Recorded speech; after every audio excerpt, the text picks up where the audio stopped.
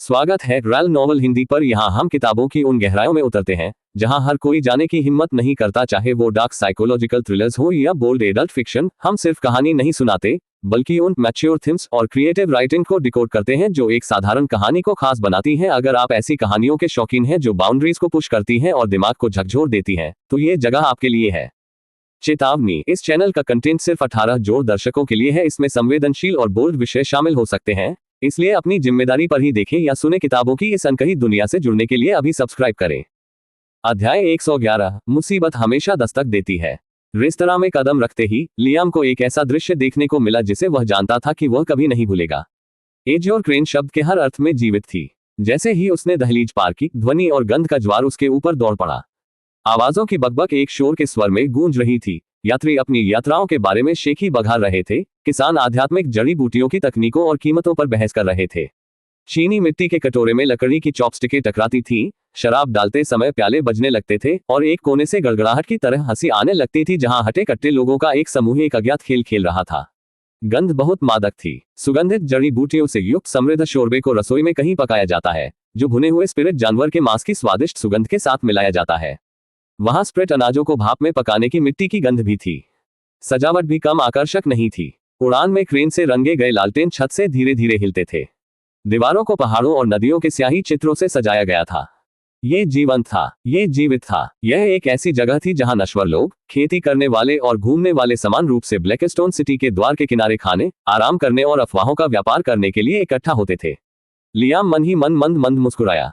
Gear glass में अनंत लोगों की दुनिया की तुलना में यह अलग महसूस हुआ। हाँ, खेल बहुत मनोरंजक था, लेकिन यहाँ कोई निकास बटन नहीं था। हर आवाज, हर गंध, हर विवरण वास्तविक था। उन्होंने अनंत लोकों में अनगिनत लड़ाइयां लड़ी थीं, राक्षसों, मनुष्यों और यहाँ तक कि अन्य जातियों के विरुद्ध भी। अंतहीन पीस, अंतहीन द्वंद्व, अंतहीन खोज। और जबकि उस समय उसने इसे केवल मनोरंजन के रूप में सोचा था, अब उसे एहसास हुआ कि उस संचित अनुभव का कितना हिस्सा सीधे उसके दिमाग और शरीर में अंकित हो गया था। गियर ग्लास के तंत्रिका इरादे नियंत्रण का मतलब था कि सब कुछ, मुकाबला रुख, फुटवर्क, प्रतिक्रिया गति, एक प्रतिद्वंद्वी को पढ़ना उसकी प्रवृत्ति में एकीकृत हो गया था। जब उसने पहले आयरनब्लड भालू से लड़ाई की थी तो वह किसी नए व्यक्ति की तरह नहीं लड़ा था। वह एक अनुभवी योद्धा की तरह लड़े थे जो सैकड़ों लड़ाइयों में जीवित बचे थे। अगर ये अनुभव न होते, लियाम ने बुदबुदाते हुए कहा, मैं शायद बच नहीं पाता, या कम से कम इतनी आसानी से नहीं बच पाता। वह धीरे से मुस्कुराया और अपना सिर हिलाकर खुद को वर्तमान में वापस लाया। अपनी तेज नजरों से कमरे को छानते हुए उसे खिड़की के पास एक खाली मेज मिली। वह पॉलिश किए हुए लकड़ी के फर्श पर चला गया और बैठ गया। एक साधारण पोशाक में एक युवा वेट्रेस अभ्यास की शालीनता के साथ एक ट्रे को संतुलित करते हुए टेबलों के बीच तेजी से चली गई। लियाम ने थोड़ा हाथ उठाया और उसे बुलाया। सौभाग्य से उनके सार्वभौमिक भाषा विज्ञान कौशल के कारण यहाँ की भाषा कोई बाधा नहीं थी। उनके कानों को ये पुरातन स्वर और उच्चारण के साथ मंदारिन के अत्यधिक जटिल रूप की तरह लग रहा था, लेकिन कौशल ने इसे पूरी तरह से प्राकृतिक बना दिया। वेट्रेस उसके बुलावे पर मुड़ी। वह कुछ क्षणों के लिए स्तब्ध हो गई। उसकी आंखें थोड़ी चौड़ी हो गईं क्योंकि उसने उसका अनोखा रूप धारण कर लिया था। अपरिचित कट की काली पतलून, चिकने जूते जो उसने पहले कभी नहीं देखे थे, और बिना किसी स्पष्ट बंधन वाली एक फिट शर्ट। लियाम उस दुनिया में पूरी तरह से अनुचित लग रही थी जहां वस्त्र और सैश आम बात थे। जबकि पिछले 2 सालों में यहाँ काम करते हुए उसने कई अनोखी चीजें देखी हैं, लेकिन यह अलग है। दरअसल ये सिर्फ वह नहीं थी जिसने लियाम की शक्ल पर ध्यान दिया था। जैसे ही वह अपनी मेज की ओर बढ़ा, कुछ उत्सुक निगाहें उसकी ओर मुड़ गईं और इस अजीब विदेशी को पहचान लिया। उनमें से कुछ ने उसे सनकी कहकर खारिज करने से पहले उस पर एक नजर डाली, जबकि अन्य उसके विचित्र रूप से आश्चर्यचकित होकर देखते रहे। लियाम ने उनकी नजरों को नजरअंदाज कर दिया और वेट्रेस के आखिरकार पास आते ही शांति से बैठ गया। इससे पहले कि वह बोल पाती, लियाम डायमेंशनल स्पेस में पहुंच गया और वह थैली बाहर निकाली जो झोऊ ने उसे दी थी। उसने मेज के नीचे चुपचाप उसे खोला और जल्दी से कम 5 सोने के सिक्के गिने। ये बहुत है, $5000 के बराबर से अधिक। मुझे पूरा यकीन है कि उन्होंने मुझे इतना कुछ दिया है क्योंकि वे किसान हैं। ये राशि मेरे लिए पर्याप्त से अधिक है, लियाम ने खुद से बुदबुदाया। खाने के लिए पर्याप्त, यदि आवश्यक हो तो एक कमरा किराए पर लेने के लिए पर्याप्त। उसने थैली को तुरंत डायमेंशनल स्पेस में वापस सरका दिया। आखिरी चीज जो उसे चाहिए थी वह थी अजनबियों से भरे शराबखाने में दौलत दिखाकर मुसीबत को बुलावा देना। उपन्यास की घिसी पिटी बातें एक कारण से घिसी पिटी बातें थीं, और उनका अगला, एक रेस्तरां में गरीब विदेशी को लूटा गया, कहानी बनने का कोई इरादा नहीं था। फिर भी वह जानता था कि इससे ज्यादा फर्क नहीं पड़ेगा। वह कितना अलग दिखता था, मुसीबत अंततः उसे ढूंढ ही लेती थी। ये हमेशा होता था। वेट्रेस थोड़ा झुकी और विनम्रता से पूछा, सम्मानित अतिथि, आप क्या चाहेंगे? क्या आप मुझे बता सकते हैं कि आपके पास कौन से व्यंजन है और कीमतें? लियाम ने सहजता से पूछा। उसने सिर हिलाया और विकल्प गिनाने लगी। स्पिरिट ग्रेन चावल 1 कटोरी के लिए 1 चांदी। जुड़वा दांत वाली सुअर की पसलियां 500 तांबे के सिक्के। कमल जड़ी बूटियों के साथ उबली हुई रिवर क्लाउड मछली 2 चांदी। स्पिरिट चिकन सूप 1 चांदी और 5 तांबे। मैंने डाय वुल्फ हंच को भूना है 3 सिल्वर। और खेती करने वालों के लिए आध्यात्मिक जड़ी बूटियों से बनी क्लियर क्यूई वाइन 1 सिल्वर प्रति कप। अमीर मेहमानों के लिए एक पूर्ण स्पिरिट बीस्ट भोज 1 सोने से शुरू होता है। लियाम ने विविधता पर अपनी भौहें थोड़ी ऊपर उठाई। उन्होंने इस पर विचार किया, फिर कुछ गुणवत्ता पर निर्णय लिया, लेकिन दिखावटी नहीं। उन्होंने कहा, मेरे पास रिवर क्लाउड फिश और स्पिरिट ग्रेन राइस का 1 कटोरा होगा। वेट्रेस मुस्कुराई, फिर से झुकी और ऑर्डर देने के लिए जल्दी से चली गई। लियाम पीछे की ओर झुक गया, अपनी कोहनी मेज पर टिका दी और अपनी निगाहें खिड़की की ओर जाने दी। इसके अलावा वह मुख्य सड़क की हलचल देख सकता था। गुजरते कारवां, किसान अपने हथियारों के साथ आगे बढ़ रहे थे, बच्चे स्टालों के बीच एक दूसरे का पीछा कर रहे थे। वह मन ही मन मुस्कुराया। मैं वास्तव में देखना चाहता हूं कि यहाँ के भोजन की तुलना किस प्रकार की जाती है। यदि उपन्यास सही थे तो स्पिरिट क्यूई हर चीज का स्वाद पृथ्वी पर सर्वोत्तम से बेहतर बना देती है। और अंदर ही अंदर उसे पहले से ही संदेह था कि प्रचार बिल्कुल भी प्रचार नहीं था। आध्यात्मिक मिट्टी से पोषित सब्जियां, क्यूई से युक्त जानवरों का मांस। इससे केवल ये समझ में आएगा कि उनका स्वाद पृथ्वी के प्रीमियम व्यंजनों से भी आगे निकल गया। लूसी की आवाज उसके दिमाग में धीरे से गूंज उठी। ये सुंदर है सर। मैंने अपने डेटाबेस के आधार पर वास्तुकला, कपड़े और सामान का विश्लेषण करने की कोशिश की है, लेकिन बहुत कम या कोई मेल नहीं है। बहुत अधिक भिन्नता है, बहुत सारे अज्ञात। अपने आप पर बहुत अधिक तनाव मत करो, लियाम ने मन ही मन उत्तर दिया। मैं मैन्युअल रूप से जानकारी एकत्र करूंगा। मैं अन्वेषण करूंगा, अवलोकन करूंगा और प्रश्न पूछूंगा। धन्यवाद सर। खाने के बाद आपकी क्या योजना है? लियाम धीरे से मुस्कुराया। कोई जानकारी नहीं। शायद मैं जानकारी इकट्ठा करने जाऊंगा, या शायद मैं बस ये देखूंगा कि दिन मुझे कहां ले जाता है। चलो पहले खाना खा लो। ओह, और मुझे याद दिलाओ कि पृथ्वी पर वापस रात्रि भोज का समय कब होगा। समझ गया। वह उसके उत्तर पर मंद मंद मुस्कुराया और अपने विचारों को भटकने दिया। लेकिन उनकी शांति लंबे समय तक नहीं रही। उसने देखा कि उसकी मेज पर कुछ परछाइयां मंडरा रही हैं। धीरे धीरे उसने अपना सिर उठाया। उसके सामने एक नवयुवक खड़ा था जो इस दुनिया के लिए असंदिग्ध रूप से विलासितापूर्ण पोशाक पहने हुए था। उनके वस्त्र पर सुनहरी क्रेन की कढ़ाई की गई थी। उनके सैश को जैड आभूषण से सजाया गया था जो हल्की सी चमक रहा था। उसके बाल एक रत्नजटित क्लैप से करीने से बंधे हुए थे और उसके दोनों ओर 2 लोग खड़े थे जो संभवतः उसके परिचारक थे। 2 लंबे चौड़े कंधे वाले किसान, जिनके हाथ उनके हथियारों के पास टिके हुए हैं। उस युवक की अभिव्यक्ति में उस तरह का अहंकार था जो दुनिया भर में सार्वभौमिक था। उसके चेहरे पर एक मुस्कुराहट तैर गई और उसकी आंखें तिरस्कारपूर्ण जिज्ञासा से चमक उठी। उनके चारों ओर पास की मेजों पर सन्नाटा छा गया। भोजन करने वालों ने न देखने का नाटक किया, लेकिन उनके कान तनावग्रस्त हो गए, उनकी आंखें चौंधिया गईं। इस सेटअप को हर कोई जानता था। लियाम को स्थिति को समझने के लिए ज्यादा सोचने की जरूरत नहीं पड़ी। ठेठ युवा मास्टर क्लिच। उसके होंठ हल्की सी मुस्कान में ऊपर की ओर घूम गए। खैर, अंदाजा लगाए कि देर सबेर यह होना ही था। अध्याय 112, कीटों की देखभाल। लियाम अपनी कुर्सी पर पीछे झुकते हुए व्यंग्यपूर्वक मुस्कुराया। अभी उसे बैठे 5 मिनट भी नहीं हुए थे, फिर भी परेशानी उस पर हावी हो चुकी थी। लेकिन वह आश्चर्यचकित नहीं था, रत्ती भर भी नहीं। अपनी ईगल तेज सुनवाई के साथ उसने फुसफुसाहट को पकड़ लिया, क्योंकि ग्राहक एक दूसरे से धीमे स्वर में बड़बड़ा रहे थे। थर्ड यंग मास्टर और टॉप 5 फैमिली जैसे शब्द बाहर निकल रहे थे। उसे इसे एक साथ जोड़ने की भी आवश्यकता नहीं थी। उनकी फुसफुसाहटों ने उसे पहले ही पूरी कहानी बता दी थी। उसके सामने खड़ा अभिमानी युवक, सोने के धागों वाली क्रेनों की कढ़ाईदार पोशाक पहने, कोई और नहीं बल्कि हुआन परिवार का तीसरा युवा स्वामी था, जो ब्लैकस्टोन सिटी के शीर्ष 5 परिवारों में से एक था। और जाहिर तौर पर लियाम आज के लिए युवा मास्टर के मनोरंजन का दुर्भाग्यपूर्ण लक्ष्य था। आसपास के ग्राहक भी अपनी दया के बारे में सूक्ष्म नहीं थे। बेचारा आदमी। युवा मालिक कभी चीजों को जाने नहीं देता। उसे यहाँ के अलावा कहीं भी बैठना चाहिए था। मुझे उस विदेशी पर लगभग दया आती है, एक व्यापारी ने अपना सिर हिलाते हुए बुदबुदाया। लगभग दया आ गई। यह सुनकर लियाम मन ही मन हंसा। लगभग उस पर दया आ रही थी क्योंकि उस पर एक बिगड़ैल लड़के की नजर पड़ गई थी। कितना मनोरंजक है। शीर्ष परिवार हो या ना हो, उसका बकवास के आगे सिर झुकाने का कोई इरादा नहीं था। लेकिन वह अनावश्यक रूप से परेशानी खड़ी करना नहीं चाहते थे। तुम क्या चाहते हो? मैं तुम्हारी क्या मदद कर सकता हूँ? उसने मुस्कुराते हुए युवा की ओर देखते हुए शांत और आकस्मिक स्वर में पूछा। युवा मास्टर अपने परिचारकों की ओर देखने से पहले तिरस्कारपूर्वक मुस्कुराए। दोनों व्यक्तियों ने उसकी तेज दांतेदार और हास्यहीन मुस्कुराहट को प्रतिबिंबित किया। परिचारकों में से एक हट्टा कट्टा आदमी, जिसका सिर मुंडा हुआ था और हाथ पेड़ के तने की तरह थे, आगे बढ़ा। खड़े हो जाओ, आप हमारे युवा मास्टर की मेज पर कब्जा कर रहे हैं, उन्होंने स्पष्ट रूप से कहा। उनके स्वर में झूठी विनम्रता थी जो पूरी तरह से शत्रुता से भी बदतर थी। जैसे कि यह पर्याप्त नहीं था, युवा मास्टर ने स्वयं आवाज लगाई। उसकी मुस्कुराहट गहरी हो गई। और जब आप इस पर हो तो अपने कपड़े और जूते उतार दें, उन्हें पीछे छोड़ दें। रेस्तरां में लगभग सन्नाटा छा गया। चॉपस्टिक्स बीच हवा में रुक गई और बातचीत रुक गई। इस दिनचर्या को हर कोई जानता था। पहले अपमान, फिर पिटाई। लियाम की आंखें थोड़ी चौड़ी हो गईं, फिर उसने एक संक्षिप्त सच्ची हंसी छोड़ी। जब उसने वापस युवा मास्टर की ओर देखा तो उसका चेहरा गंभीर हो गया था। नहीं, और इससे पहले कि आप कोई विचार प्राप्त करें, मैं उस तरह से स्विंग नहीं करता, उन्होंने कहा। उनकी आवाज शुष्क व्यंग्य से भरी हुई थी। उसके स्वर की मजाकिया शांति ने परिचारक की अभिव्यक्ति को कठोर बना दिया। वह आदमी आगे की ओर झुका, अपना चेहरा नीचे झुकाया जब तक कि वह लियाम से कुछ इंच दूर न रह जाए। तुम्हें बहरा होना चाहिए, मैंने कहा। अपने कपड़े और जूते उतारो और हाथापाई करो। अब वह गुर्राया, उसकी आवाज से झूठा धैर्य टपक रहा था। उसकी सांसें गर्म और दुर्गंधयुक्त थीं और उसकी आंखों में खतरा झलक रहा था। उसने अपनी मुट्ठियां कसकर भींच ली, लेकिन अभी तक खुद को प्रहार करने से रोक लिया। आखिरकार उसका युवा मालिक उन कपड़ों को बरकरार रखना चाहता था। लियाम की अभिव्यक्ति में खटास आ गई। उसने अत्यधिक घृणा से अपनी नाक भींच ली।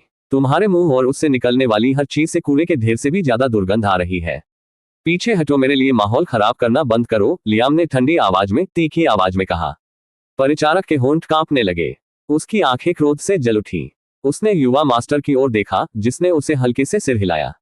अनुमति, सुनिश्चित करें कि उसके कपड़े और जूते दागदार न हो, युवा मास्टर ने लापरवाही से आदेश दिया, जैसे कि यह एक नाटकीय प्रदर्शन से ज्यादा कुछ नहीं था। परिचारक तेज और दुष्टता से मुस्कुराया। वह चेहरे पर प्रसन्नता के भाव के साथ वापस लियाम की ओर मुड़ा। अपने लानत मलामत मुंह और अपनी मूर्खता को दोष दो। आप इसे अपने ऊपर ले आए, उसने व्यंग्य के साथ कहा। लियाम ने भौहें ऊपर उठाई। वह बहुत प्रभावित नहीं लग रहा था। अब तक सब कुछ बेकार रहा है, बस उसी चीज की एक उबाऊ पुनरावृत्ति जो उसने कई बार से अधिक पढ़ी है। खुद को दोषी ठहराऊं, वह बुदबुदाया, लगभग खुश हुआ। नहीं, मैं आपकी मूर्खता को दोष दूंगा। परिचारक का उपहास कर्कश स्वर में बदल गया और वह आगे बढ़ गया। लेकिन इससे पहले कि उसकी मुट्ठी भी नीचे आ पाती, लियाम का हाथ लापरवाही से हवा में लहराया और उसके बाद विस्थापित हवा का एक तेज झोंका आया। अगली बात जो परिचारक को पता चली वह ये थी कि उसका शरीर लकड़ी की खिड़की से उड़कर पीछे की ओर चोट कर रहा था। पूरा रेस्तरां एक स्वर में हौंफने लगा। दर्जनों आंखें चौड़ी हो गईं और मेज पर अभी भी बैठे शांत युवा को घूर रही थी। यहां तक कि युवा मास्टर और उसका दूसरा परिचारक भी अविश्वास में डूब गए। शांति केवल दिल की धड़कन तक ही रही, इससे पहले कि दूसरा परिचारक गुस्से में दहाड़ने लगे। जैसे ही उसने हमला किया, उसका ब्लेड चमकने लगा। मरना, लियाम ने निराशा से अपना सिर हिलाते हुए आह भरी और धीमी आवाज में बुदबुदाया। बेवकूफ, मुझे वास्तव में यह बात समझ में नहीं आती कि कुछ पात्र किसी पर आरोप लगाते हैं जब उन्होंने देखा कि उनका सहयोगी आसानी से हार गया था। और उसने लगातार 2 बार अपना हाथ हिलाया। दूसरा परिचय उसी खिड़की से उड़कर नीचे गिर गया। उसके तुरंत बाद अहंकारी युवा मास्टर स्वयं भी उसके पीछे पीछे उड़ गया। वे तीनों दर्द से कराहते हुए बाहर ढेर में गिर पड़े। जब राहगीर अचानक हुए दृश्य से लड़खड़ाकर दूर जा गिरे तो सड़क पर चीख पुकार मच गई। लियाम धीरे से खड़ा हुआ, खिड़की की ओर चला और नीचे उनकी ओर देखा। युवा मास्टर का लबादा फटा हुआ था, उसकी रत्नजड़ित कमरबंद ढीली लटक रही थी। उसके परिचारक अपने पैरों पर खड़े हो गए, हल्की सी चोटिल भुजाएं पकड़कर हाँफ रहे थे। तीनों ने लियाम की ओर घूरकर देखा। उनकी आंखें अपमान और घृणा से जल रही थीं। लियाम केवल मंद मंद मुस्कुराया और अपना हाथ उठाकर फिर से लगातार 3 बार हिलाया। तीनों को अपने पैरों से उठा लिया गया और कबाड़ वाली सड़क पर गुल्लियों की तरह फेंक दिया गया। जैसे जैसे वे तीनों आगे आगे गिरते गए, चिंता की चीखें गूंजने लगी, जब तक कि वे दूर तक धूल के टुकड़ों के अलावा और कुछ नहीं रह गए। लियाम ने हल्के से अपने हाथ धोए और अपनी सीट पर लौट आया। उनकी आवाज शांत, लगभग आकस्मिक थी। कीड़ों से निपटने का सबसे अच्छा तरीका उन्हें बाहर फेंक देना है।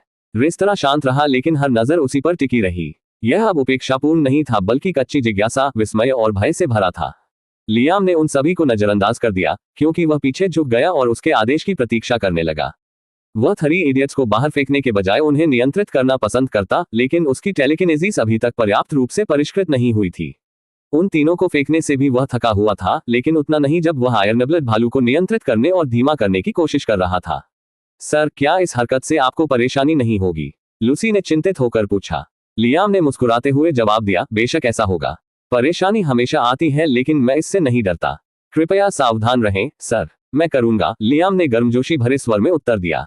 तारांकन तारांकन तारांकन। कुछ क्षण बाद वेट्रेस वापस लौटी और ध्यान से बर्तन उसकी मेज पर रख रही थी, क्योंकि उसके हाथ थोड़ा कांप रहे थे।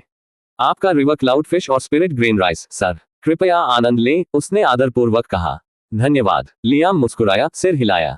उसने अपने सामने भोजन को देखा और यहाँ तक कि उसे छुए या चखे बिना भी उसके विश्व स्तरीय पाक कला कौशल ने उसे इसके बारे में सब कुछ बता दिया। रिवर क्लाउड फिश कमल जड़ी बूटी की चटनी की हल्की चमक के नीचे चमक रही थी। इसके तराजू प्राकृतिक इंद्रधनुषीपन के साथ हल्के से चमक रहे थे, पूर्णता के लिए उबले हुए थे, इसलिए नीचे का मांस नरम सफेद और परतदार था। सुगंधित जड़ी बूटियों ने मछली को एक प्रभामंडल की तरह ताज पहनाया। उनकी खुशबू उस शोरबा की नाजुक सुगंध के साथ मिल गई जिसमें वह आराम कर रही थी। इसके बगल में स्पिरिट ग्रेन चावल का एक छोटा चीनी मिट्टी का कटोरा रखा था। प्रत्येक दाना हल्का पारदर्शी चमक रहा था, जैसे कि छोटे मोती पकाए गए हों और फूलने के लिए भाप में पकाए गए हों। उसमें से एक फीकी, लगभग चमकदार गर्मी निकल रही थी। लियाम ने किनारे पर बड़े करीने से रखी चॉपस्टिक उठाए। उसके विश्व स्तरीय शिष्टाचार कौशल ने उसके हाथों को सहजता से निर्देशित किया, क्योंकि उसने उन्हें ठीक से झुकाया था। उनकी हरकतें सटीक और सुरुचिपूर्ण थीं, बिना किसी अजीबता के। सबसे पहले उसने चावल का एक छोटा सा हिस्सा लिया। जैसे ही उसने उसकी जीभ को छुआ, उसकी आंखें थोड़ी चौड़ी हो गईं। इसका स्वाद पृथ्वी पर किसी भी अनाज से भिन्न था। मुलायम लेकिन मुलायम, हर दाने में हल्की सी मिठास थी जो पिघलकर गर्माहट में बदल गई और उसके गले तक फैल गई। मछली की ओर मुड़ने से पहले उसने संवेदना का स्वाद लेते हुए संतुष्टि में सिर हिलाया। उसने किनारे से एक कोमल टुकड़ा उठाया और उसे अपने मुंह में लाया, और उसका स्वाद तुरंत फूट गया। कमल की जड़ी बूटियों से युक्त नाजुक मक्खन जैसा गूदा जो इसे एक ताजा खुशबू देता है। मछली हल्की लेकिन भरपूर थी, उसकी जीभ पर मखमल की तरह घुल रही थी। लियाम ने धीरे से सांस छोड़ी और संतुष्टि से मुस्कुराया। यह सचमुच अच्छा है, वह बुदबुदाया, और इसलिए उसने खाना जारी रखा, उन घूरों से बेपरवाह जो अभी भी उसे घूर रही थी। अध्याय 113, जानकारी खरीदना। लियाम ने स्पिरिट राइस का आखिरी दाना खत्म किया और अपनी चॉपस्टिक नीचे रख दी। उसने सांस छोड़ी। कमल की जड़ी बूटियों का स्वाद अभी भी उसकी जीभ पर बना हुआ था। फिर वह अपनी सीट से उठा, खुद को संभाला और काउंटर की ओर चला गया जहां वेट्रेस इंतजार कर रही थी। मैं बिल चुका दूंगा, लियाम ने जो द्वारा दिए गए सिक्कों की थैली वापस लेते हुए लापरवाही से कहा। युवती ने स्लेट टैबलेट पर उसके ऑर्डर का मिलान करते हुए हल्के से झुककर सिर हिलाया। वह 3 चांदी के सिक्के होंगे, सम्मानित अतिथि। बिना ज्यादा सोचे समझे लियाम ने थैली से एक सोने का सिक्का निकाला और उसे दे दिया। वेट्रेस ने उसकी उदारता पर आश्चर्यचकित होकर पलकें झपकाईं, लेकिन तुरंत खुद को संभाल लिया। उसने सिक्का लिया, फिर ध्यान से उसके पैसे गिने। 97 चांदी के सिक्के एक छोटी लकड़ी की ट्रे पर बड़े करीने से रखे हुए थे। लियाम सदमे में कुछ देर के लिए स्थिर हो गया। क्या 97 चांदी? उसने चमचमाते ढेर को देखा, फिर वेट्रेस को देखा। जब उसने सिक्कों को उठाया तो उनका वजन उसकी हथेली में दब गया। तो एक सोना 100 चांदी के बराबर है, 10 या 20 भी नहीं, 100। मुझे वास्तव में इस दुनिया की अर्थव्यवस्था पर नियंत्रण पाने की जरूरत है, वह बुदबुदाते हुए बोला। यहाँ का तर्क मेरे द्वारा पहले पढ़ी गई किसी भी चीज से मेल नहीं खाता है। पृथ्वी पर सोना केवल कमी के कारण ही मूल्यवान था। खेती के उपन्यासों में तांबे, चांदी और सोने के बीच अनुपात आमतौर पर 10 से 1 या 10 से 10 होता था। लेकिन यहाँ इस विश्व की अर्थव्यवस्था बिल्कुल अलग तर्क पर बनी थी। उसने सिक्कों को सावधानी से डायमेंशनल स्पेस में छिपा दिया और वेट्रेस को सिर हिलाया। धन्यवाद। जाने से पहले वह पीछे मुड़ा और पूछा, वैसे क्या कोई जगह है जहां मैं जानकारी खरीद सकता हूं? मानचित्र, इतिहास, उस तरह की चीज। वेट्रेस ने एक पल के लिए सोचा, फिर उसकी आंखें चमक उठी। हाँ, सम्मानित अतिथि, केवल 2 सड़क नीचे स्थित क्रिम्सन पवेलियन ऐसी चीजों में माहिर है। मानचित्र, संप्रदाय अभिलेख, यहां तक कि व्यापार मार्ग भी, वे प्रतिष्ठित हैं। लियाम ने उसे हल्की सी मुस्कान दी। उत्तम, पुनः धन्यवाद। वह मुड़ा और दरवाजे की ओर चल दिया। जैसे ही वह दहलीज पर पहुंचा, एक अजीब घटना घटी। उसके मन में एक आवाज फुसफुसाई, ध्यान से, हुआन परिवार इस छोटी सी बात को बख्शा नहीं जाने देगा। लियाम सख्त हो गया, उसका हाथ दरवाजे की चौखट पर रुक गया और वह मुस्कुराया। दिलचस्प, वह जांच करने की कोशिश कर सकता था, लेकिन उसने इसकी परवाह नहीं की। उस व्यक्ति की ताकत और उसकी इंद्रियों से छिपने की क्षमता के साथ, वह जानता था कि कोशिश करने पर भी वह उन्हें कभी नहीं ढूंढ पाएगा। उसने बस धक्का देकर दरवाजा खोला और बाहर भीड़ भाड़ वाली सड़क पर चला गया। रेस्तरां की फुसफुसाहट उसके पीछे फीकी पड़ गई। जैसे ही उसने अपने कपड़े ठीक किए, उसकी नजर उस दिशा में गई जहां उसने युवा मास्टर और उसके साथियों को फेंका था। आश्चर्य की बात नहीं, वे चले गए। संभवतः अपमान के साथ अपना चेहरा जलाते हुए, लंगड़ाते हुए वापस अपने कबीले में लौट रहे हैं। वे अपने बड़ों को रिपोर्ट करेंगे, लियाम ने बुदबुदाया, और वे मजबूत लोगों के साथ वापस आएंगे। दुर्भाग्य से वे मुझे नहीं ढूंढ पाएंगे, और अगर वे ऐसा करते भी हैं तो भी मैं डायमेंशनल स्पेस में चला जा सकता हूं। इसके साथ ही उन्होंने अपने कदम क्रिम्सन पवेलियन की ओर बढ़ा दिए। तारांकन, तारांकन, तारांकन। इसे ढूंढने में ज्यादा समय नहीं लगा। प्रतिष्ठान आसपास की दुकानों से अधिक ऊंचा खड़ा था, इसकी लाल रंग की दीवारें लालटेन की रोशनी में चमक रही थी और इसके लकड़ी के साइनबोर्ड पर सुंदर अक्षर खुदे हुए थे। अंदर हवा ठंडी और शांत थी, चंदन की हल्की सुगंध से भरी हुई थी। स्क्रॉल और टॉम्स की पंक्तियां लाख की अलमारियों से सजी थीं। सादे भूरे वस्त्र पहने परिचारक चुपचाप उनके बीच चले गए, ग्राहकों का मार्गदर्शन करते रहे और दस्तावेज प्राप्त करते रहे। एक परिचारक हल्के से झुकते हुए तुरंत लियाम के पास आया। आपका स्वागत है, सम्मानित अतिथि। आप कौन सा ज्ञान चाहते हैं? हमारे पास मानचित्र, संप्रदाय के रिकॉर्ड, व्यापार मार्ग, यहाँ तक कि स्पिरिट बीस्ट क्षेत्रों की जानकारी भी है। लियाम ने संकोच नहीं किया। मैं बुनियादी जानकारी खरीदना चाहूंगा। ब्लैकस्टोन शहर, इसके आसपास के क्षेत्रों और यहाँ प्रभाव रखने वाली प्रमुख शक्तियों के मानचित्र। मुझे संप्रदायों, कुलों और सुरक्षित यात्रा मार्गों पर भी विवरण की आवश्यकता होगी। परिचारक की आंखें चमक उठी। बेशक, मूल शहर का नक्शा, संप्रदाय और कबीले के रिकॉर्ड की कीमत 2 चांदी होगी। विस्तारित क्षेत्रीय भूगोल की जानकारी की कीमत 3 स्वर्ण है और स्पिरिट बीस्ट टेरिटरीज के लिए वो एक अतिरिक्त सोना होगा। लियाम ने शांति से सिर हिलाया। मैं उन सभी को ले जाऊंगा। परिचारक ने फिर प्रणाम किया। कृपया एक क्षण प्रतीक्षा करें। कुछ ही मिनटों में परिचारक स्क्रॉल और 2 जिल्द वाली पुस्तकों का एक साफ ढेर लेकर लौटा। चर्मपत्र आध्यात्मिक स्याही से हल्के से चटक गया। परिचारक ने आदरपूर्वक कहा, इनमें वही है जो आप चाहते हैं। लियाम ने सिर हिलाया। जैसे ही उसने उन्हें उठाया, पूरा बंडल अपने डायमेंशनल स्पेस में डाल दिया। फिर उसने भुगतान किया, 4 स्वर्ण और 2 रजत। सुरक्षित यात्रा, सम्मानित अतिथि, आदमी ने सिर झुकाकर कहा। धन्यवाद, लियाम ने पवेलियन छोड़ने से पहले सहजता से उत्तर दिया। ज्ञान खरीदने के बाद लियाम की अगली प्राथमिकता रहने की जगह थी। मुझे यहाँ सोने की बिल्कुल जरूरत नहीं है, लेकिन मुझे एक सुरक्षित अड्डे की जरूरत होगी।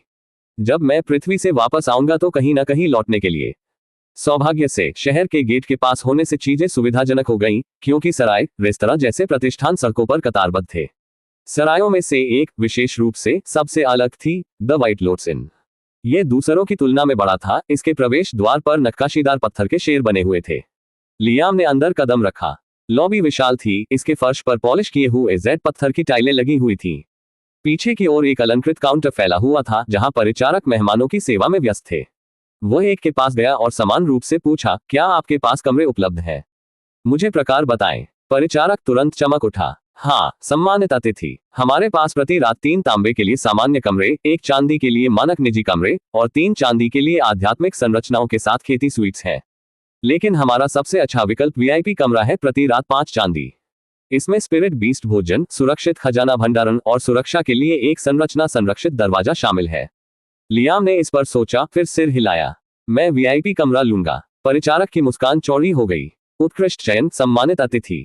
कृपया मेरा पीछा करें। एक अन्य परिचारक उसे सीढ़ियों की 2 उड़ानों तक ले गया। उनके कदमों की आवाज जेड फर्श पर धीरे धीरे गूंज रही थी। वे चंदन से बने, रूनों से बने एक दरवाजे पर रुके। परिचारक झुका, दरवाजा खोला और लियाम को एक पॉलिश की हुई कांस्य चाबी दी। यह आपका कमरा है। जब तक आपके पास कुंजी है, संरचनाएं आपको पहचान लेंगी। कृपया अपने प्रवास का आनंद लें। लियाम ने सिर हिलाया और अंदर चला गया। कमरे ने उसकी सांसें छीन ली। यह विशाल था, महज एक कमरे से ज्यादा एक स्विट जैसा। फर्श पर बुनी हुई स्पिरिट घास की चटाइयां बिछी हुई थीं, जिनसे हल्की, शांत सुगंध आ रही थी। दीवारों पर पॉलिश की गई लकड़ी के पैनल लगाए गए थे। धुंध भरे पहाड़ों की स्क्रॉल पेंटिंग लटकाई गई थी। केंद्र में एक नीची मेज खड़ी थी, जो जेड के एक ही स्लैब से बनाई गई थी, जिसके चारों ओर बड़े करीने से कुशन लगाए गए थे। बिस्तर बहुत बड़ा था। उसका फ्रेम काली लकड़ी से बनाया गया था और उसके गद्दे पर रेशम की चादरें बिछी हुई थीं, जो हल्की हल्की चमक रही थी। इसके बगल में एक छोटे से अगरबत्ती से एक सूक्ष्म सुगंध निकली, जिससे उसका दिमाग साफ हो गया। कोने में एक सुरक्षित जेड संदूक खड़ा था। इसकी सतह पर चमकती संरचना के साथ नक्काशी की गई थी। सुरक्षित भंडारण का वादा किया गया था। और बालकनी के पास फर्श पर एक गठन चक्र खुदा हुआ था, जो हल्की नीली रोशनी बिखेर रहा था। इसका उद्देश्य स्पष्ट था, सुरक्षा। किसी भी घुसपैठिए को दहलीज पार करते ही खदेड़ दिया जाएगा। लियाम संतुष्टि से मंद मंद मुस्कुराया। वह बिस्तर पर बैठ गया और एक बार हल्के से उछला। रेशम की चादरें चिकनी थी, गद्दा सख्त फिर भी आरामदायक था।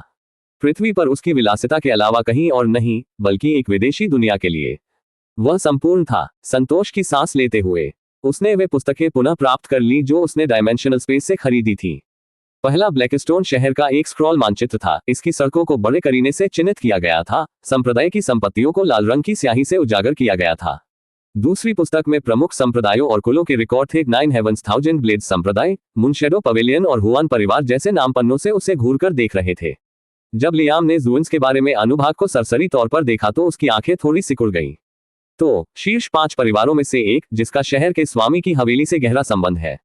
ठीक है, हमें इंतजार करना होगा और देखना होगा कि भविष्य में चीजें कैसी होती हैं, उसने पढ़ना जारी रखते हुए खुद से कहा। अध्याय 114, खेती की दुनिया। वाह, मैं कहूंगा कि यह काफी जटिल दुनिया है, लियाम ने अपनी खरीदी गई आखिरी किताबों को बंद करते हुए धीरे से बुदबुदाया। उसने पिछले कुछ घंटे हर एक किताब को ध्यान से पढ़ते हुए बिताए थे। उसकी परफेक्ट मेमोरी में हर शब्द, हर रेखाचित्र, हर विवरण को संग्रहित किया गया था। लेकिन उसकी ईडिटिक याद के बावजूद उसका दिमाग अभी भी प्राप्त जानकारी की मात्रा से उलझन में था। जितना अधिक उसने पढ़ा, उतना ही अधिक उसे एहसास हुआ कि ये दुनिया सिर्फ विशाल नहीं थी, यह अस्थिर थी। बारूद का ढेर, छोटी सी चिंगारी के इंतजार में तूफान। ब्लैकस्टोन सिटी, जहां वह वर्तमान में है, चीजों की भव्य योजना में एक छोटे बिंदु से ज्यादा कुछ नहीं था। अभिलेखों के अनुसार इसे सीमावर्ती शहरों में से एक माना जाता था, जो थाउजेंड मिस्ट फॉरेस्ट के सामने स्थित था। यह एक ऐसी जगह थी जहां अकल्पनीय ताकत वाले जानवर रेंगते थे।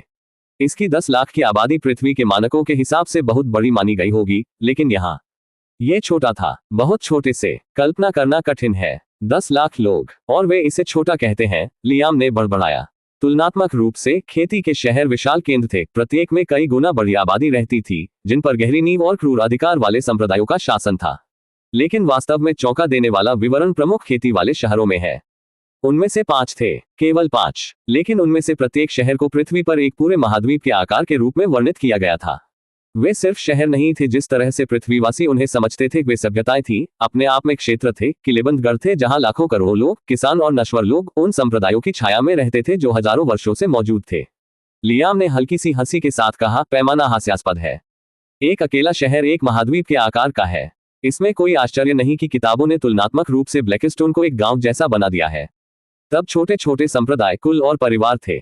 छोटे संप्रदाय बड़े संप्रदायों से अलग नहीं हैं, सिवाय इस तथ्य के कि उन्होंने पिछले 1 लाख वर्षों में या कभी भी एक भी अमर संप्रदाय पैदा नहीं किया है। संप्रदायों के विपरीत परिवारों ने अमर पैदा नहीं किए। उनकी शक्ति धन, वंशानुगत विरासत और प्रभाव में निहित है। उनके पास नश्वर सैनिकों और शिष्यों की सेना थी, और जबकि उनके चरम विशेषज्ञ कोर फॉर्मेशन या यहाँ तक कि नेसेंट सोल कल्टीवेटर्स को प्रतिद्वंद्वी कर सकते थे, लेकिन यह उनकी सीमाएं हैं। कबीले एक कदम ऊंचे थे। उनके पास प्राचीन वंशावली थी, कुछ हजारों साल पुरानी थी, और उन्होंने पूरे इतिहास में मुट्ठी भर अमर लोगों को जन्म दिया था। 2 या 3 अमर पूर्वजों वाला एक कबीला पूरे क्षेत्र पर हावी हो सकता है, यहाँ तक कि एक प्रमुख संप्रदाय का प्रतिद्वंद्वी भी हो सकता है। और फिर संप्रदाय थे, 9 हेवंस थाउजेंड ब्लेड्स संप्रदाय, जिसमें झो और उसके गुरु थे, कुछ छोटा माना जाता था, जिसका प्रभाव केवल इसके एक शहर तक फैला हुआ था।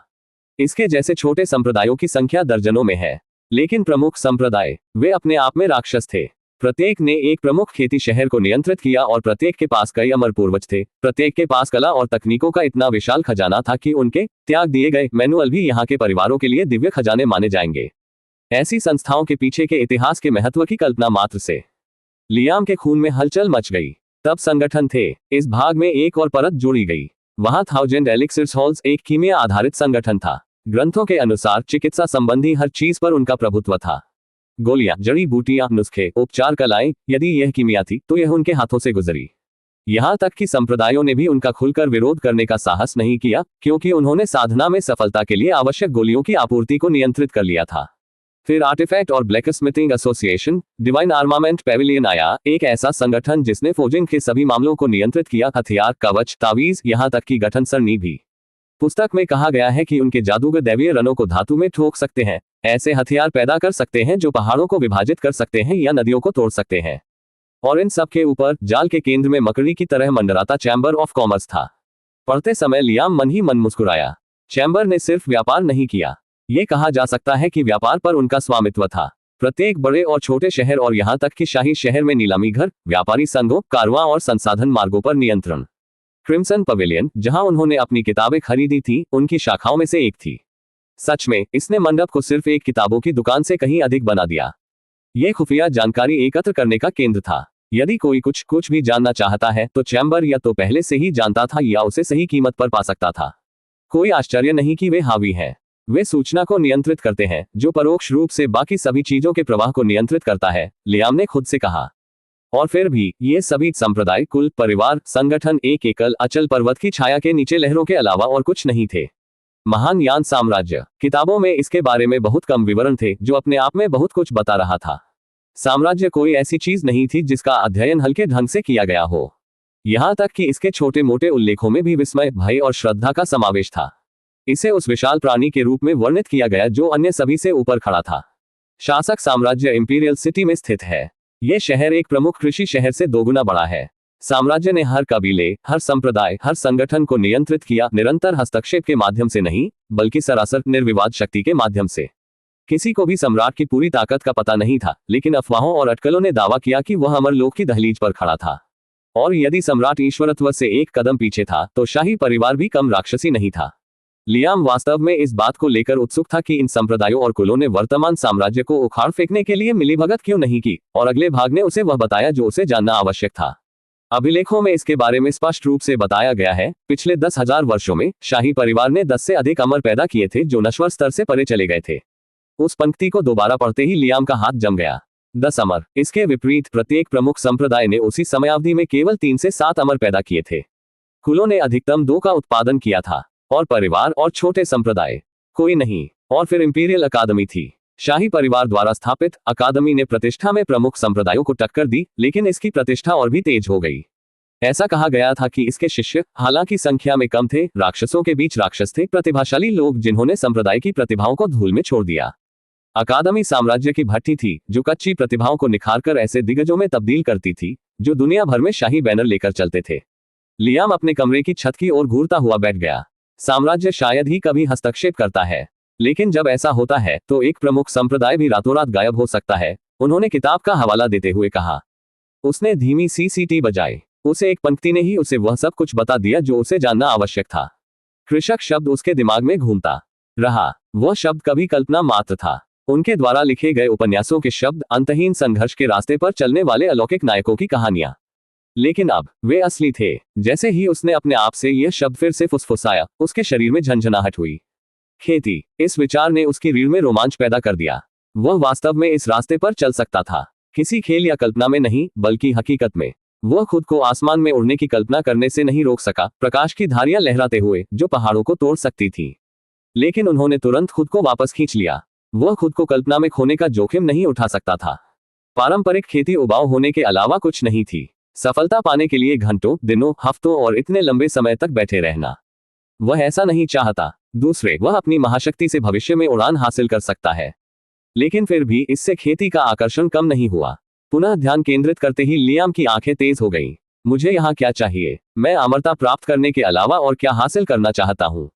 जवाब तुरंत आ गया। स्थापना, एक नाम, विरासत। उन्होंने संप्रदायों, कुलों, परिवारों के बारे में सोचा, उनकी शक्ति का, उनके प्रभाव का, दुनिया में उनके सरासर वजन का।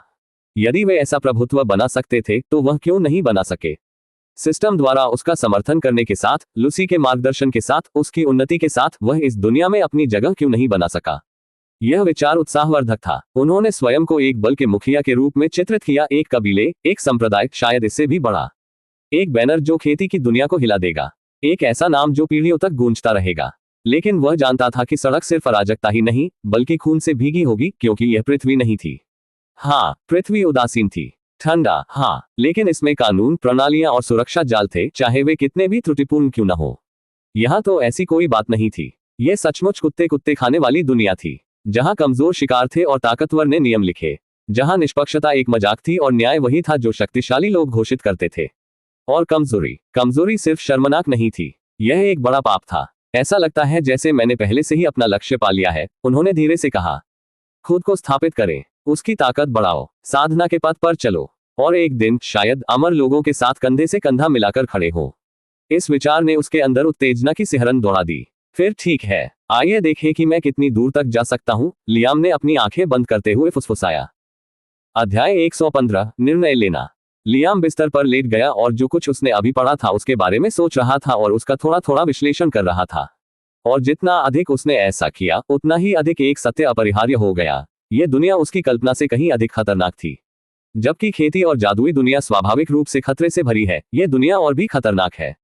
न केवल उन जानवरों के कारण जो इसके जंगलों में घूमते हैं या उन कृषकों के कारण जिनके पास समझ से परे शक्तियां हैं, बल्कि राजनीति के कारण भी।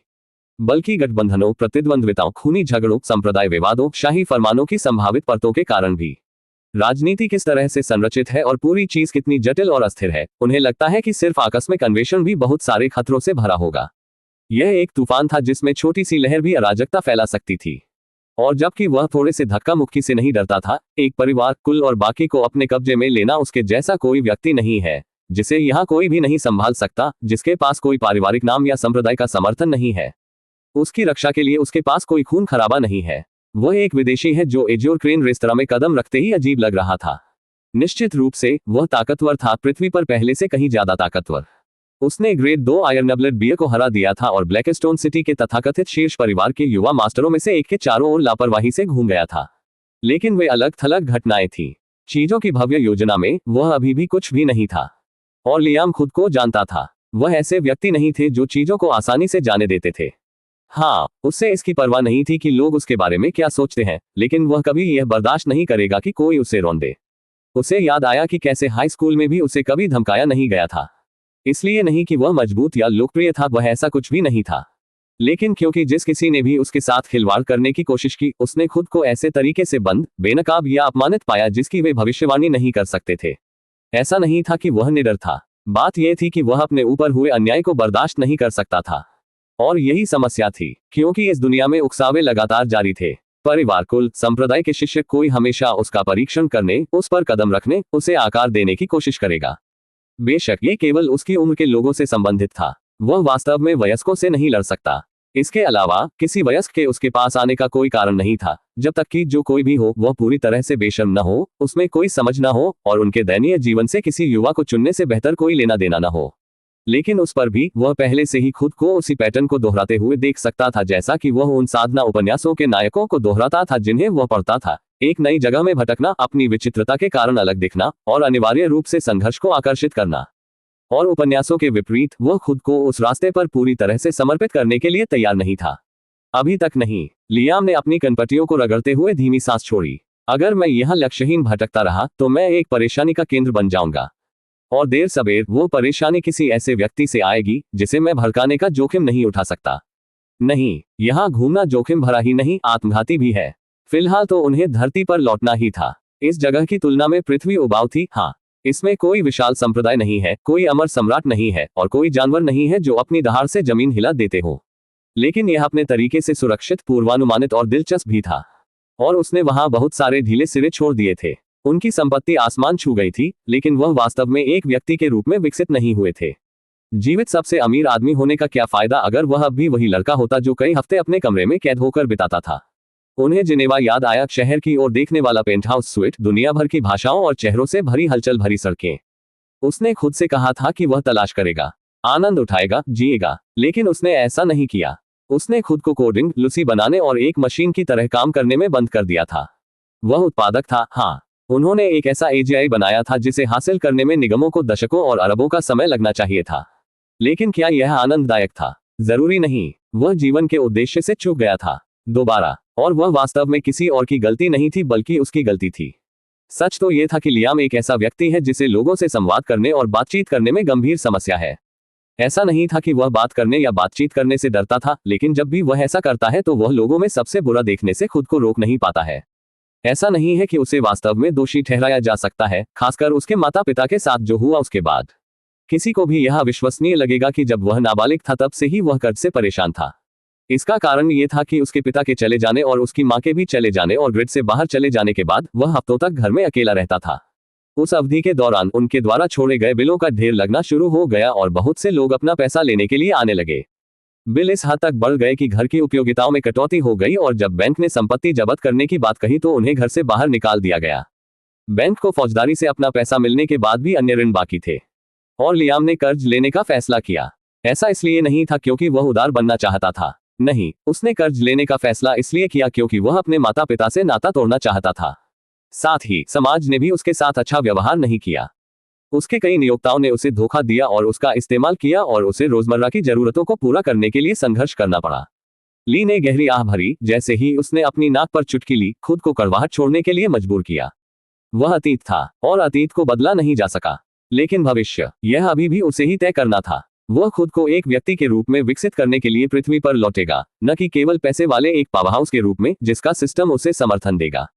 जहां तक पृथ्वी पर खुद को विकसित करने के दौरान खेती की दुनिया के लिए उनकी योजनाओं का सवाल है, तो साइन इन करने और चीजों की प्रगति के बारे में जानकारी रखने के लिए वह समय समय पर दौरा करते रहेंगे। इसके और पृथ्वी के बीच समय के अंतर के साथ वास्तव में एक दिन में बहुत कुछ घटित हो सकता है। अपना निर्णय लेने के बाद लियाम बिस्तर से उठ खड़ा हुआ, टेलीकिनेसिस के साथ मेज से किताबें इकट्ठा की और उन्हें डायमेंशनल स्पेस में रख दिया। फिर उसने स्विच छोड़ दिया और जेड नक्काशीदार सीढ़ियों से लॉबी में उतर गया। पहले से मौजूद परिचारक ने गर्मजोशी भरी मुस्कान के साथ उनका स्वागत किया। लियाम ने उसे लौटा दिया और पूछा, क्या मैं 1 महीने के लिए अपना कमरा आरक्षित कर सकता हूँ? बेशक, सम्मानित अतिथि, आदमी ने उत्तर दिया, आप इसे जब तक चाहे तब तक आरक्षित रख सकते हैं, बशर्ते अग्रिम भुगतान किया जाए। 1 महीने के लिए कीमत 185 चांदी के सिक्के हैं, रात की दर से छूट। लियाम ने सीधेपन की सराहना करते हुए सिर हिलाया।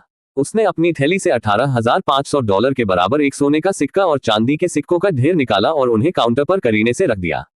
भुगतान लेते समय परिचारक की मुस्कान चौड़ी हो गई। उत्कृष्ट, सम्मानित अतिथि, कृपया अपनी चाबी अपने पास रखें।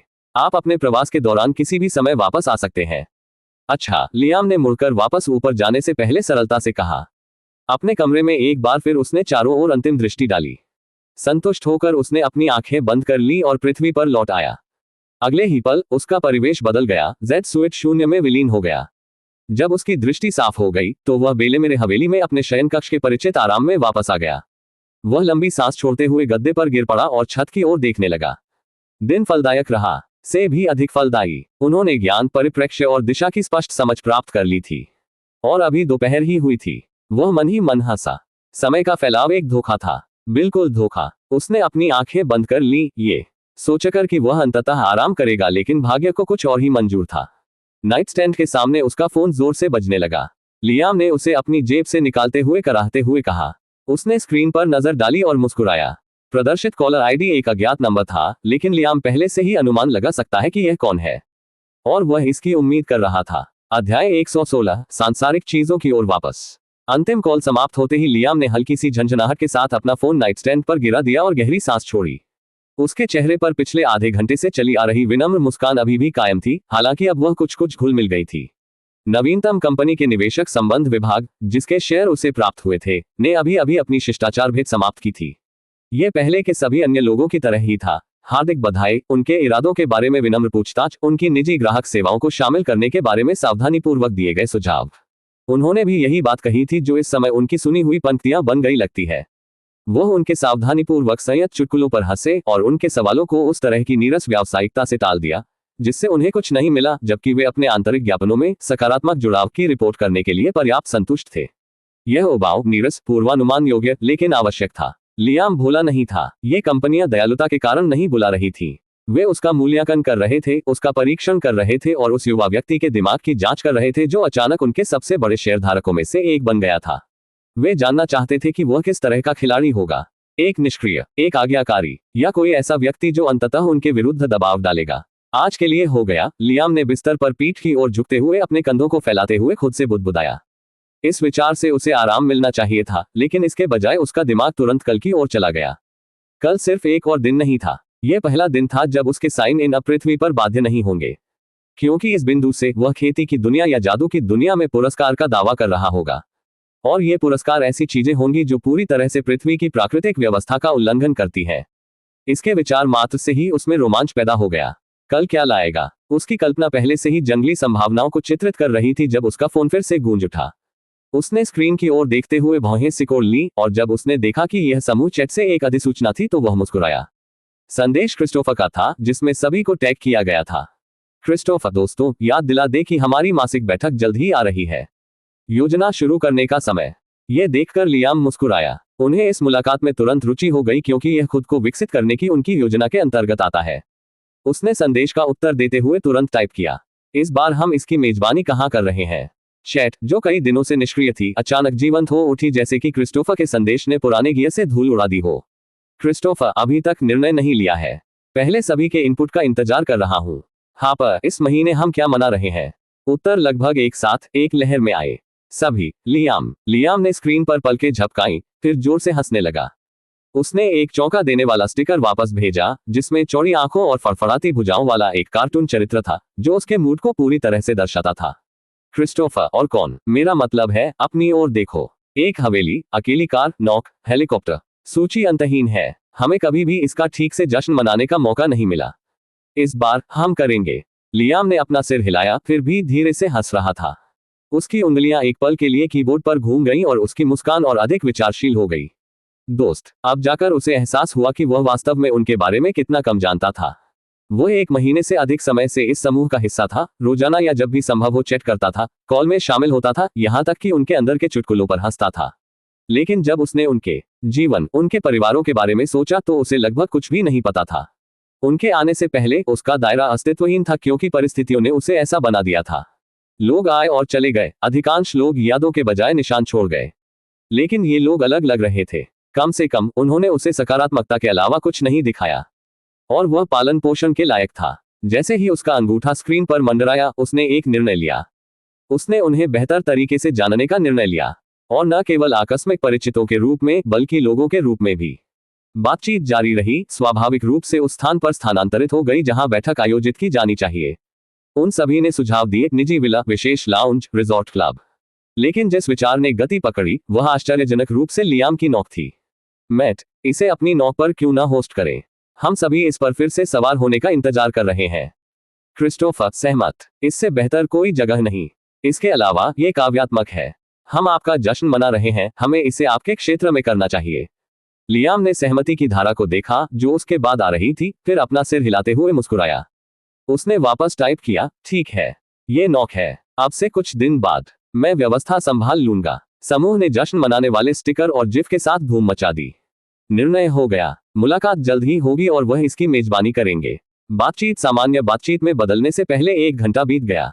उन्होंने लियाम पर सवालों की बौछार कर दी और अच्छे स्वभाव से शिकायत की कि वह हाल ही में ऑनलाइन कितना अनुपस्थित था। व्यस्त, उसने मुस्कुराते हुए वापस टाइप किया। वास्तव में व्यस्त, और वह झूठ भी नहीं था। सप्ताह के दौरान बहुत कुछ हुआ है। यह एक बवंडर रहा है। साइन इन सिस्टम, रहस्य उद्घाटन, दुनिया के बीच यात्रा। उन्होंने 1 महीने की घटनाओं को कुछ ही दिनों में जी लिया था।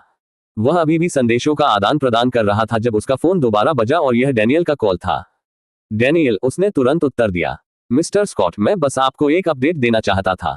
कच्चा माल आज आ जाएगा और उन्हें नेवादा साइट के करीब एक गोदाम में संग्रहित किया जाएगा। लियाम ने सिर हिलाया, भले ही डैनियल उसे देख नहीं सका। अच्छा, निर्माण कब तक पूरा होगा? 1 सप्ताह, शायद कम, लेकिन इसमें 1 सप्ताह से अधिक समय नहीं लगेगा, डैनियल ने बिना किसी हिचकिचाहट के उत्तर दिया। बिल्कुल सही, आप कड़ी मेहनत कर रहे हैं, लियाम ने संतुष्ट होकर कहा। यह सुनकर डैनियल थोड़ा हंसा। कठिन, मिस्टर स्कॉट, मुझे आपको धन्यवाद देना चाहिए। आपने मुझे वह अवसर दिया है जिसका ज्यादातर लोग केवल सपना देखते हैं। मैं आपको निराश नहीं करूंगा। लियाम ने गर्मजोशी से जवाब दिया, बहुत दबाव महसूस मत करो।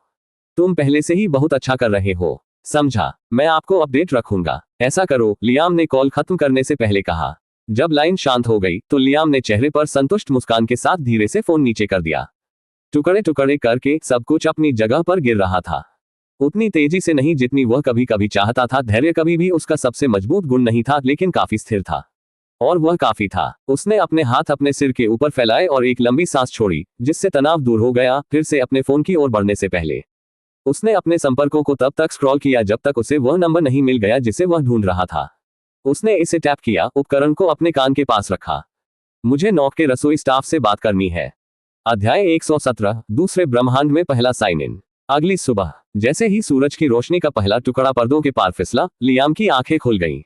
उसने तुरंत अपने पैर बिस्तर से उतार दिए, क्योंकि उसका शरीर सहज प्रवृत्ति के अनुसार चल रहा था। उसका दिमाग पहले से ही प्रत्याशा से गूंज रहा था।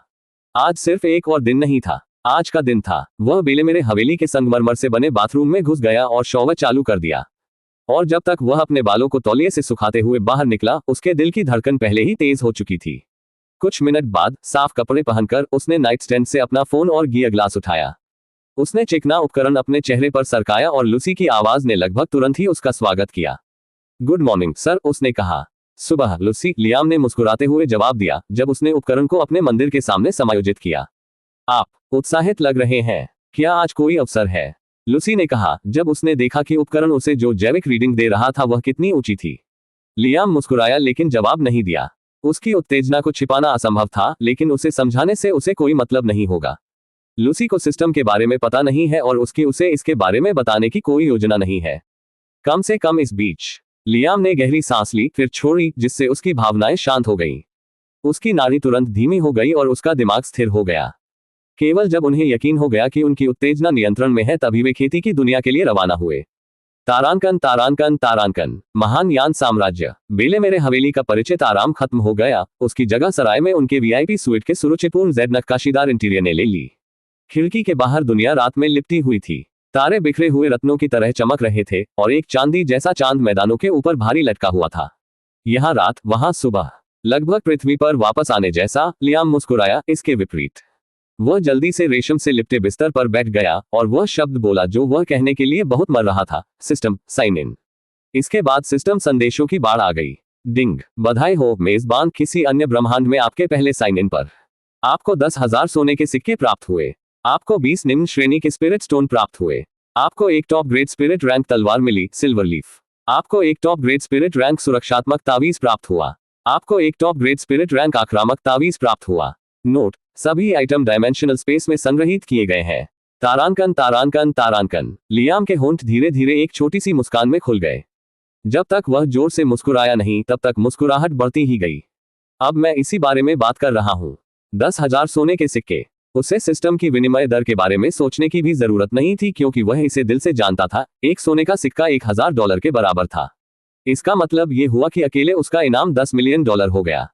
10,000 सोने के सिक्के बिल्कुल भी बुरा नहीं है, उसने अपने आप से कहा। उसके चेहरे पर अभी भी चमकीली धूप वाली मुस्कान थी। इस दुनिया की अर्थव्यवस्था के बारे में वह जो थोड़ा जानता था उसके अनुसार सोने के सिक्के, भले ही वे स्पिरिट स्टोन जितने मूल्यवान नहीं है, फिर भी वे बहुत मूल्यवान हैं क्योंकि यह नश्वर मुद्रा का सर्वोच्च प्रभुत्व है। और चूंकि यह एक नश्वर संसार है, यह अत्यंत मूल्यवान भी है। 10 सोने के सिक्कों के साथ एक साधारण परिवार जिसके पास कोई किसान नहीं है या कोई सक्रिय रूप से अपनी ताकत नहीं बढ़ा रहा है, उसे अमीर माना जाएगा। पृथ्वी पर $1 मिलियन वापस आने के समान स्तर। सोने के सिक्कों के इनाम का समय इससे अधिक सटीक नहीं हो सकता था। उसने झो के साथ सोने के सिक्कों के उदार प्रशंसा उपहार को लगभग समाप्त कर दिया था, जिसे घटाकर 1 सोना और 50 चांदी कर दिया गया था। और अब इस दुनिया में उसकी संपत्ति रातों रात 10 गुना बढ़ गई थी। नहीं, ये रातों रात 10,000 गुना फट गया है।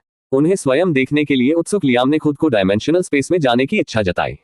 बंजर भूमि उसके चारों ओर फैली हुई थी, बंजर और अंतहीन, लेकिन उसने जल्दी से अपनी आंखें ऑब्सीडियन टेबल पर केंद्रित कर दी और वहां एक तरफ करीने से व्यवस्थित उसके खजाने थे। सोने के सिक्कों का चमचमाता ढेर छोटे छोटे पिरामिडों में रखा हुआ, उनकी सुनहरी चमक अंतरिक्ष की नीरस रोशनी को पकड़ रही थी। उनके बगल में एक छोटे से ढेर में 20 धुंधले पत्थर रखे हुए थे जो आंतरिक चमक के साथ हल्के से स्पंदित थे। स्पिरिट स्टोन, लियाम ने कहा। जब उसने उन्हें देखा तो वह एक पल के लिए ठिठक गया। जैसे ही उसने अपनी टेलीकिनेसिस से एक को उठाया, उसके हाथ थोड़ा कांपने लगे, ये देखते हुए कि वह उसकी ओर तैर रहा है। यह उसकी हथेली में समा गया, दिखने से कहीं ज्यादा भारी, उसकी त्वचा पर ठंडा पत्थर बादलदार क्वार्ट्ज जैसा दिखता था। इसकी चमक फीकी लेकिन निर्विवाद थी। चील तीक्ष्ण दृष्टि से वह इसकी सतह पर कुछ हेयरलाइन दरारों का पता लगा सकता था, जैसे कि यह अपने भीतर सील की गई शक्ति को समाहित करने के लिए दबाव डाल रहा हो। तो यह है पौराणिक स्पिरिट स्टोन, खेती की जीवनधारा। वो फुसफुसाए।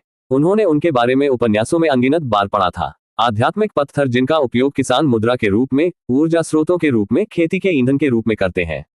उनका मूल्य सोने से कहीं अधिक था, क्योंकि सोना चीजें खरीद सकता है, लेकिन आत्मा पत्थर, वे स्वयं शक्ति खरीद सकते हैं। उसने पत्थर के भीतर ऊर्जा और क्यूई पर ध्यान केंद्रित करते हुए अपनी आंखें बंद कर ली। अपनी बढ़ी हुई इंद्रियों से उसे महसूस हो रहा था कि अंदर कुछ है। मुझे अभी इसे आत्मसात करने का प्रयास करना अच्छा लगेगा, लेकिन मैं ये भी नहीं जानता कि कैसे। और अगर मैंने ऐसा किया भी तो मेरे पास कोई आध्यात्मिक जड़ या प्रतिभा या काया नहीं है, कोई तकनीक भी नहीं। वह बुदबुदाया। ये निराशाजनक था। यहाँ खेती की चाबी उसकी हथेली में थी और वह ताला भी नहीं खोल सका। उसने सिर हिलाते हुए आह भरी। एक समय में एक कदम। यदि सिस्टम ने मुझे ये दिया है तो सही समय आने पर वह मुझे बाकी चीजें भी देगा। उसने पत्थर को वापस ढेर पर रख दिया, फिर तलवार की ओर बढ़ा। ब्लेड लंबा और सुंदर था। उसका शरीर हल्के हरे रंग से चमक रहा था, जैसे सूरज की रोशनी में कोई पत्ता चमक रहा हो। जैसे ही उसकी उंगलियां मूठ के चारों ओर घूमी, एक सिस्टम पैनल दिखाई दिया। सिल्वर लीफ, एक तलवार जो धातु जैसी धातु को काट सकती है। क्लासिक क्लिच, लेकिन एक अच्छा। लियाम हंसा। उन्होंने यह विवरण अनगिनत बार पढ़ा है। ये खेती के उपन्यासों में उपयोग किए जाने वाले सबसे अधिक इस्तेमाल किए जाने वाले घिसे पिटे विवरणों में से एक था, लेकिन यह स्वागत योग्य घिसे पिटे विवरणों में से एक भी था। उसने प्रायोगिक तौर पर तलवार घुमाई। ब्लेड हवा में फुसफुसाया, इतना तेज कि मानो सन्नाटे को ही काट रहा हो। उसकी पकड़ अपने आप समायोजित हो गई। उसका शरीर अभ्यास परिचितता के साथ चल रहा था। अनंत लोकों और निराकार युद्ध सिद्धांत कौशल के लिए धन्यवाद। हथियार विदेशी नहीं लगा। उनका फुटवर्क संतुलित था, उनके प्रहार तरल थे। प्रत्येक गति स्वाभाविक लगती थी, स्वयं के विस्तार की तरह। उत्तम, आखिरकार इस दुनिया के लिए एक योग्य हथियार, उन्होंने संतुष्ट सिर हिलाते हुए तलवार नीचे करते हुए कहा। इस दुनिया की कलाकृतियां, तावीज और गठन रैंकिंग आत्मा, पृथ्वी, स्वर्ग और अमर से शुरू होती है और प्रत्येक रैंक को निम्न, मध्य, उच्च और शीर्ष में विभाजित किया गया है। मॉडल रैंक भी है, लेकिन इसे अक्सर नजरअंदाज कर दिया जाता है क्योंकि उस रैंक की वस्तुएं सामान्य वस्तुओं से अलग नहीं होती हैं। इसके बाद लियाम की नजर अगल बगल रखे दो पीले तावीजों पर पड़ी। कागज की आयताकार पर्चियां, उनकी सतहों पर जटिल धावों से नक्काशी की गई है। उसने एक उठाया और तुरंत दूसरा सिस्टम संदेश सामने आ गया। सुरक्षात्मक तावीज एक अवरोध पैदा कर सकता है जो लेट स्टेज फाउंडेशन स्थापना क्षेत्र में किसी के पूर्ण शक्ति हमले से बचाव कर सकता है। यह गंभीर है, उसने धीरे से सीटी बजाई। दूसरे तावीज ने भी उतनी ही आसानी से अपना रहस्य उजागर कर दिया। आक्रामक तावीज, लेट स्टेज फाउंडेशन प्रतिष्ठान क्षेत्र में किसी के पूर्ण शक्ति हमले के बराबर तलवार से हमला कर सकता है। लियाम ने विवरणों को देखा, उसकी आंखें सोच में सिकुड़ गईं। वह ठीक से नहीं जानता था कि कृषकों के क्षेत्र की तुलना में उसकी वर्तमान ताकत कैसी है। क्यूई रिफाइनिंग, फाउंडेशन स्थापना, ये शब्द अभी भी उसके लिए सिर्फ शब्द थे। लेकिन तथ्य यह है कि ये तावीज सामान्य मनुष्यों से कहीं अधिक किसानों के साथ संघर्ष कर सकते थे, ये पर्याप्त आश्वासन से कहीं अधिक था। ये दोनों, वे जीवन रक्षक हैं, उसने खुद से बुदबुदाया। उसने तावीज और तलवार वापस मेज पर रख दी, खजाने पर एक आखिरी नजर डाली और एक लंबी सांस छोड़ी। उसके सीने में संतुष्टि की लहर दौड़ गई। बिल्कुल भी बुरा नहीं है सिस्टम, बिल्कुल भी बुरा नहीं है। धन्यवाद। इसके साथ ही उन्होंने खुद को पृथ्वी पर वापस लाने की इच्छा जताई। तारांकन तारांकन तारांकन। सुबह की गर्म धूप उसके शयन कक्ष के पर्दों से छनकर फिर से आ गई। लियाम मुस्कुराता हुआ अपने कंधों को घुमाता हुआ आगे बढ़ा। ठीक है, दिन शुरू करने का समय हो गया है। नाश्ता जल्द ही तैयार हो जाना चाहिए। वह मुड़ा और हल्के कदमों से नीचे की ओर चला गया। अध्याय 118, मंजिल 85, सेंट्रल पार्क टॉवर। लियाम बेलेमेरे हवेली की भव्य सीढ़ी से नीचे उतरा। चीनी मिट्टी के बर्तन की झनकार और उसकी उन्नत इंद्रियों द्वारा बातचीत की धीमी आवाज के साथ उसे भोजन कक्ष की ओर निर्देशित किया गया, जहां एवलिन और लड़कियों ने अभी अभी मेज सजाना समाप्त किया था। गुड मॉर्निंग सर, एवलिन ने उसे जगह देने के लिए पीछे हटते हुए अपनी सामान्य गर्मजोशी भरी मुस्कान के साथ स्वागत किया। नौकरानियों ने अपना काम फिर से शुरू करने से पहले हल्के से झुकते हुए उसकी बात दोहराई। सुप्रभात एवलिन। सुप्रभात लड़कियों, लियाम ने मुस्कुराते हुए अभिवादन का जवाब दिया। उसकी आंखें उनसे मिली। एवलिन और लड़कियां एक पल के लिए स्तब्ध रह गईं, उनकी आंखें आश्चर्य से चौड़ी हो गईं। अब तक उसने हमेशा संक्षिप्त उत्तर दिया था, सुबह, या ज्यादा से ज्यादा सुबह एवलिन। लेकिन आज का दिन अलग था। उनके स्वर में उनके जैसी ही गर्मजोशी थी और उनकी आंखों से मिलने की सरल क्रिया ने उन्हें अजीब तरह से छू लिया। वे इसे स्पष्ट नहीं कर सके, लेकिन यह उस तरह से अच्छा लगा जैसे एक कर्मचारी को तब महसूस होता है जब उनके काम पर ध्यान दिया जाता है, जब उनका नियोक्ता उन्हें पृष्ठभूमि के आंकड़ों से अधिक मानता है। जैसे कि संकेत पर उन तीनों ने एक दूसरे की ओर देखा और मुस्कुराए, चुपचाप आशा करते हुए कि शायद चीजें वास्तव में बदल रही थीं। लियाम के मन में महिलाओं के बारे में कोई विचार नहीं था और वह मेज के शीर्ष पर अपनी सीट पर बैठ गया। उसके सामने रॉयल्टी के लिए एक फैला हुआ फिट था, जड़ी बूटियों के साथ नाजुक रूप से मुड़े हुए अंडे, ताजी पकी हुई ब्रेड, सुनहरे झूमर की रोशनी में धीमी गति से चमकते सॉसेज और मिश्रित फलों का एक कटोरा। उनके चमकीले रंग बढ़िया चीनी मिट्टी के खिलाफ स्पष्ट थे। उसने जल्दबाजी नहीं की और अपना कांटा और चाकू उठाया और खाना शुरू कर दिया। उसने जो भी निवाला लिया वह धीमा था क्योंकि उसने खुद को स्वादों का स्वाद लेने की अनुमति दी, जबकि उसका दिमाग कहीं और भटक रहा था। मुझे आज क्या करना चाहिए? यह विचार उसके मन में उतनी ही आसानी से घूम गया जितनी आसानी से भोजन का स्वाद। सबसे पहले स्पष्ट उत्तर स्वयं प्रस्तुत हुआ। मैनहट्टन में संपत्ति की जांच करें, सेंट्रल पार्क टॉवर की मंजिल 85, जो उनके अंतिम साइन इन के पुरस्कारों में से एक थी। दस्तावेजों को पढ़ने के बाद से ही वह उस स्थान के अंदर कदम रखने को उत्सुक हो रहा था, लेकिन लगभग तुरंत ही एक और विचार इसके खिलाफ हो गया। तार्किक रूप से आज जाना संभव नहीं था, या कम से कम सुविधाजनक नहीं है। यदि वह यात्रा करना चाहता है तो उसे उड़ना होगा। उसका एक हिस्सा उसके flying palace hunger 14 imperial terminal Los Angeles अंतर्राष्ट्रीय हवाई अड्डे के दक्षिण की ओर स्थित अनुकूलित एयरबस A380 में सवार होना चाहता था। उस विशाल तैरते हुए क्षेत्र में महाद्वीपों के पार उड़ने का विचार ही मादक था, लेकिन पारिवारिक कार्यालय की स्थापना के बाद इसका अनावरण किया जाना था। और यदि उसका जेट नहीं है, वह हमेशा किसी को चार्टर कर सकता था, लेकिन इसका मतलब डैनियल को बुलाना था, और डैनियल पहले से ही कर्मचारियों की भर्ती और परिवार कार्यालय की संरचना का काम पूरी तरह से संभाल रहा था। उसे निजी चार्टर कंपनियों के माध्यम से छटाई शुरू करने के लिए कहने से उसकी थाली में और अधिक राशि आ जाएगी। नहीं, वह इंतजार करेगा। संपत्ति और द्वीप इंतजार कर सकते थे, या वे कर सकते थे। भोजन के बीच में उसका कांटा हवा में ही रुक गया क्योंकि अचानक उसे एक एहसास हुआ, मैं एक सामान्य व्यक्ति की तरह क्यों सोच रहा हूं? मुझे अब हवाई जहाज की भी आवश्यकता नहीं है। डायमेंशनल स्पेस में टेलीपोर्टेशन फंक्शन जैसा कुछ था। इसके साथ उसे बस अपने दिमाग में उस जगह की कल्पना करने की जरूरत है और वह अंतरिक्ष से खुद को वहां टेलीपोर्ट कर सकता है। लेकिन वह निश्चित नहीं था कि यह काम करेगा या नहीं। हालांकि उन्होंने इसे पेंटहाउस के साथ आजमाया है, लेकिन वह अलग था। वह उस पेंटहाउस में 1 सप्ताह तक रहा था, लेकिन जहां तक मैनहट्टन संपत्ति का सवाल है, उसने अंदर कदम भी नहीं रखा था। उसके पास सिर्फ तस्वीरें थी। क्या यह फंक्शन अभी भी काम करेगा? जिज्ञासु और सतर्क लियाम ने इसे स्मार्ट तरीके से परखने का फैसला किया। सिस्टम, क्या मैं केवल चित्र देखकर किसी स्थान पर टेलीपोर्ट कर सकता हूं?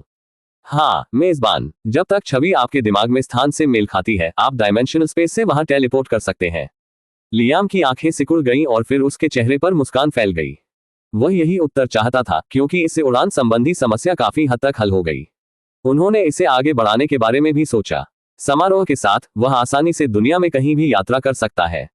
संभावनाएं उसके दिमाग में घूम गईं। वो पलक झपकते ही देशों, यहां तक कि महाद्वीपों में भी टेलीपोर्ट कर सकता था। पासपोर्ट जांच, वीजा, सीमा शुल्क अप्रासंगिक होंगे। उसे बस इतना चाहिए था कि लूसी उचित डेटाबेस में पहुंच जाए और आणविक असेंबलर दोषरहित दस्तावेज तैयार कर सके। और कागज पर वह किसी भी राजनयिक जितना ही वैध होगा। वह इस विचार पर धीरे से मुस्कुराया। यह लगभग हास्यास्पद था। सिस्टम, लूसी और अपनी चालाकी के साथ वह एक आपराधिक मास्टरमाइंड की छवि रखता था। यदि वह चाहता तो वह अदृश्य रहते हुए दुनिया की प्रणालियों के पीछे कठपुतली मास्टर की भूमिका निभा सकता था। उसने इस बारे में सोचा और खुद को रोक नहीं सका, क्योंकि उसने एक नाटकीय खलनायक को भी आंतरिक रूप से हंसने दिया। मैं डार्क नाइट हूं, उसने खुद का मजाक उड़ाया। लियाम ने अपना नाश्ता खाना जारी रखा और जब वह नाश्ता कर चुका तो उसने अपने बर्तन साफ सुथरे ढंग से नीचे रख दिए और एवलिन और लड़कियों को सचमुच गर्मजोशी भरे स्वर में धन्यवाद दिया। उन्होंने बदले में शाप दिया। स्वीकृति पर उनके चेहरे पर मुस्कान आ गई। लियाम मुस्कुराया जैसे ही वह उठा और ऊपर लौट आया। अपने शयनकक्ष के अंदर उसने दरवाजा बंद किया और खुद को स्थिर करते हुए एक बार सांस छोड़ी, फिर एक कदम आगे बढ़ाया और तुरंत डायमेंशनल स्पेस में गायब हो गया। तारांकन तारांकन तारांकन। डायमेंशनल स्पेस में खड़े होकर लियाम ने अपनी आंखें बंद कर ली और अपने दिमाग में एक छवि खींची। संपत्ति के दस्तावेजों से चमकदार तस्वीरें। मंजिल 85, सेंट्रल पार्क टॉवर। उन्होंने अंतहीन कांच की दीवारों, सेंट्रल पार्क के मनोरम दृश्य, सूरज की रोशनी के नीचे संगमरमर की चमक की कल्पना की। और फिर उसने खुद आगे बढ़ने की इच्छा जताई। बंजर भूमि विलीन हो गई और जब उसकी दृष्टि साफ हुई तो सूरज की रोशनी की बाढ़ ने उसे एक पल के लिए अंधा कर दिया। उसने चमक के विरुद्ध हाथ उठाते हुए पलकें झपकाईं और जब उसकी आंखें ठीक हुई तो उसने खुद को मैनहट्टन के ऊपर लटके हुए कांच के महल में खड़ा पाया।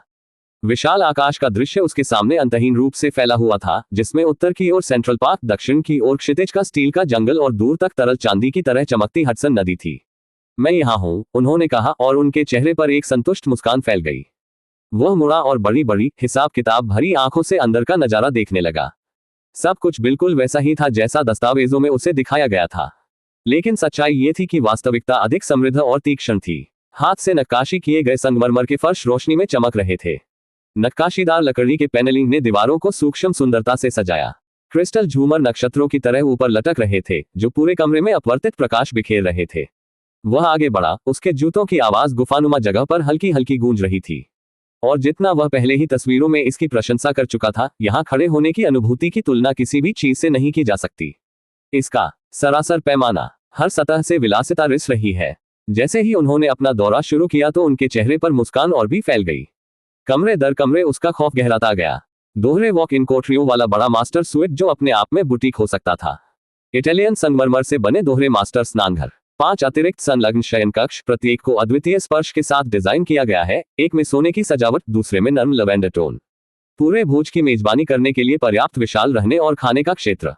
शेफ की रसोई जो स्टेनलेस स्टील काउंटरों और आयातित उपकरणों से चमकती थी। एक निजी जिम, पॉलिश फर्श और अत्याधुनिक मशीनों के साथ तैयार खड़ा था।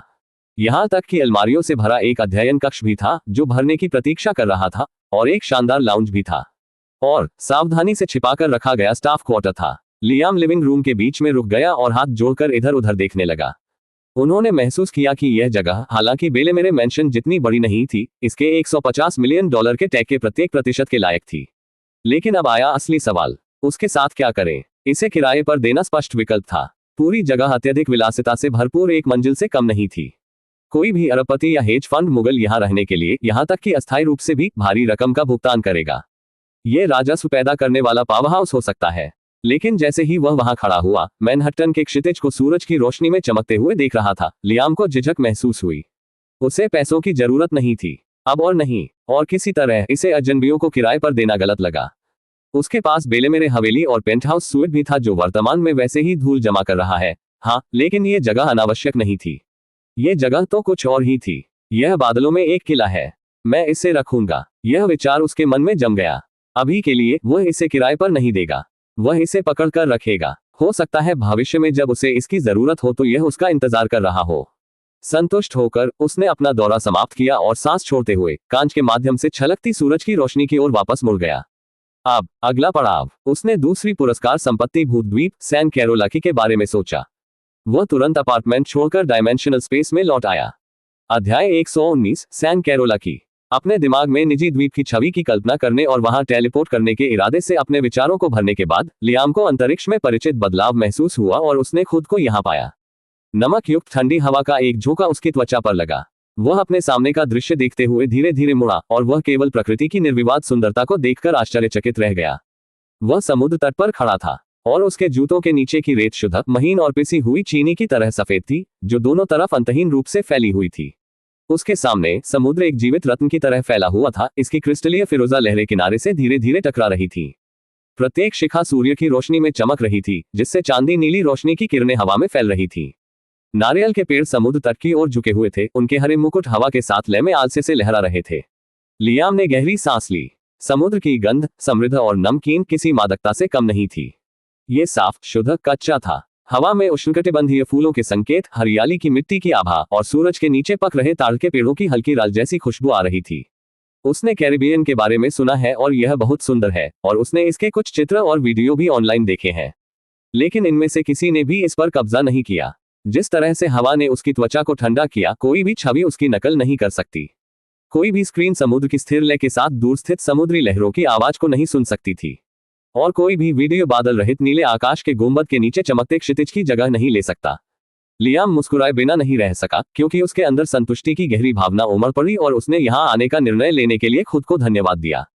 समुद्र तट पर खड़े होकर वह अपने जूते उतारने और अपने नंगे पैरों को रेत में डुबाने, अपने पैर की उंगलियों के बीच के दानों को महसूस करने और समुद्र को उन पर बहने देने के अलावा और कुछ नहीं चाहता था। प्रलोभन प्रबल था, लेकिन वह पीछे हट गया। वह स्वयं को जानता था, अगर वह अब लिप्त हो गया तो छोड़ना मुश्किल हो जाएगा। और वह यहाँ फुर्सत के लिए नहीं आया था, वह यहाँ पुरस्कार का निरीक्षण करने, स्वयं ये देखने के लिए आया था कि सिस्टम ने उसके हाथों में क्या दिया है। लहरों पर अंतिम नजर डालने के साथ लियाम मुड़ा और अंतर्देशीय की ओर चल दिया। पगडंडियां आगे तक फैली हुई थीं, आश्चर्यजनक रूप से साफ सुथरी। उसके कदमों के नीचे पत्तियां धीरे धीरे हिल रही थीं, लेकिन रास्ता ऐसा लग रहा था मानो हाल ही में इसकी देखभाल की गई हो।